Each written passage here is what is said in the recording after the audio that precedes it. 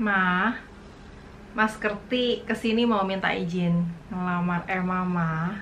Oke, ilmu berumah tangga apa aja yang Mas Kerti punya? Tenang Bu, ilmu agama, ilmu membahagiakan istri dan mertua, ilmu jadi bapak yang baik juga sudah saya pelajari Bu. Masih belum cukup. Ada satu ilmu lagi yang tidak kalah penting sebelum berumah tangga. Apalagi yang kurang Bu? Ilmu cegah stunting. Hah? Stunting? Ilmu buat merawat bayi biar gak pendek kan? Saya kan tinggi Bu. Lagian, itu kan tugasnya istri ya Bu ya. Ya, memang sih istri yang nantinya akan hamil, melahirkan, merawat dan membesarkan anak gitu kan. Tapi suami sebagai kepala keluarga itu juga punya peran penting loh dalam mencegah stunting. Kenapa? Karena semua keputusan dalam rumah tangga atas izin suami.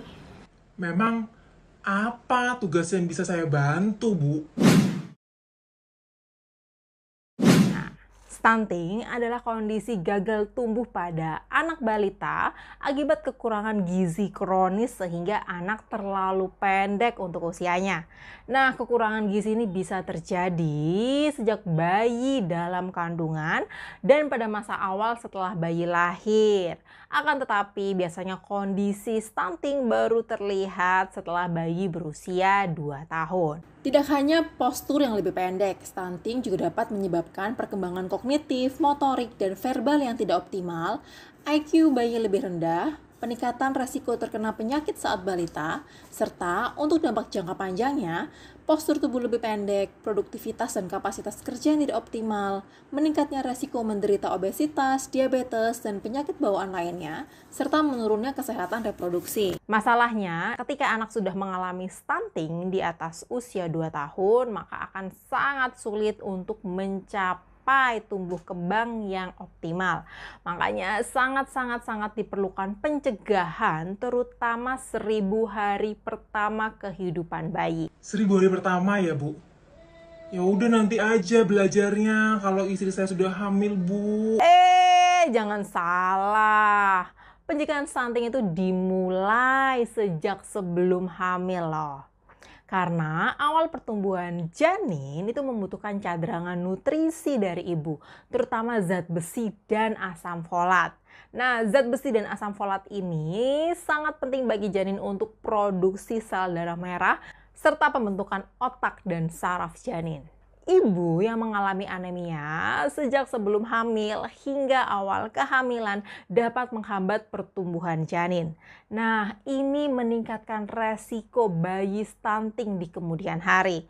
Karena itu sangat penting sekali untuk menjaga berat badan ibu jangan sampai kurang, periksa kondisi tubuhnya jangan sampai anemia, terutama setelah menstruasi, serta jangan lupa memberikan tablet penambah darah yang mengandung zat besi dan asam folat untuk mencukupi kebutuhan nutrisi ibu dalam mempersiapkan kehamilan. Saat istri hamil, apa yang bisa saya bantu Bu? Jadilah suami yang siaga, siap antar jaga. Pastikan istri hamil di usia yang matang di atas 20 tahun.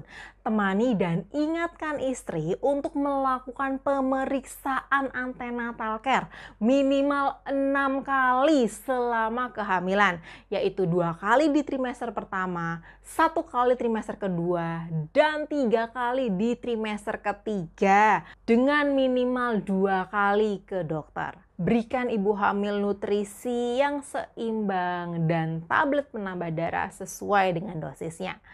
Pastikan ibu hamil memiliki buku KIA yang terbaru dan pelajari tanda-tanda bahaya kehamilan agar dapat segera membawa ke fasilitas kesehatan jika tanda bahaya itu muncul. Jangan lupa untuk selalu jaga kesehatan ibu hamil hingga melahirkan di usia cukup bulan, yaitu 39 sampai 40 minggu. Siap Bu.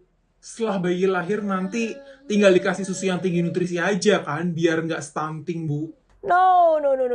Salah ya. Setelah bayi lahir, pastikan mendapatkan IMD atau inisiasi menyusui dini.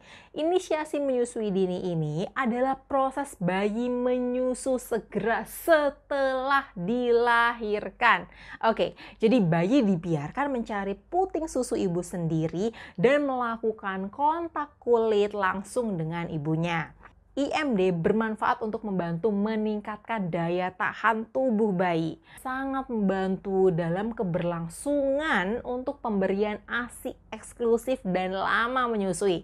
ASI mengandung kolostrum yang kaya akan antibodi karena mengandung protein untuk daya tahan tubuh dan bermanfaat untuk mematikan kuman dalam jumlah tinggi sehingga pemberian ASI eksklusif dapat mengurangi resiko kematian pada bayi. Kolostrum pada dasarnya berwarna kekuningan yang dihasilkan pada hari pertama sampai hari ketiga. Hari keempat sampai hari ke-10, ASI mengandung imunoglobulin, protein, dan laktosa yang lebih sedikit dibandingkan kolostrum.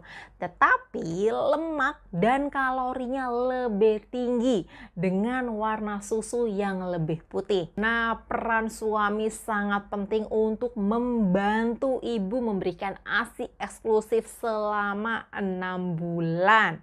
Baik Bu, tapi kalau asinya sedikit, gimana Bu? Nggak boleh dikasih sufar kah? Kan kasihan bayinya nggak nyusu nanti Bu. Jangan khawatir kalau ASINya masih sedikit, karena lambung bayi saat awal lahir itu hanya sebesar kelereng. Oke, perhatikan dulu kenapa produksi ASI itu sedikit. Kurangnya refleks menetek pada bayi, salah perlekatan saat menyusui, ibu yang kurang nutrisi, atau karena ibu yang kurang bahagia, ini bisa bikin produksi ASI menjadi sedikit loh. Paham Bu. Saat waktunya makan, apa yang bisa saya bantu Bu? Belajar tentang MPASI. Nah, atau makanan pendamping ASI.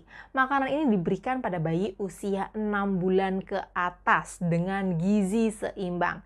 Perhatikan juga tekstur dan nutrisinya sehingga dengan ASI dan MPASI bisa meningkatkan berat badan bayi sesuai dengan usia. Selain itu jangan lupa untuk membawa bayi rutin ke posyandu setiap bulan ya, untuk mengukur status nutrisi serta berbagi ilmu dengan kader tentang tumbuh kembang bayi.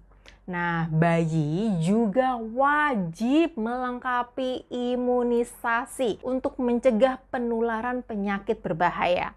Program imunisasi ini penting diikuti sesuai usia bayi. Dengan imunisasi itu bisa meningkatkan daya tahan tubuh bayi sehingga bisa lebih sehat lagi. Karena bayi yang sakit tentu saja akan menghambat pertumbuhannya dan meningkatkan resiko stunting. Ternyata banyak juga ya ilmu yang harus saya pelajari sebagai calon suami Bu. Masih ada lagi. Cegah stunting dengan menerapkan pola hidup bersih dan sehat. Salah satunya, menyediakan akses ke air bersih, jangan buang air besar sembarangan, jaga lingkungan agar terbebas dari asap rokok, serta lakukan kebiasaan gerakan cuci tangan pakai sabun. Cara-cara ini dapat menghindarkan kita terinfeksi penyakit berbahaya sehingga dapat menurunkan resiko kejadian stunting. Ayo bersama cegah stunting untuk generasi lebih cerdas.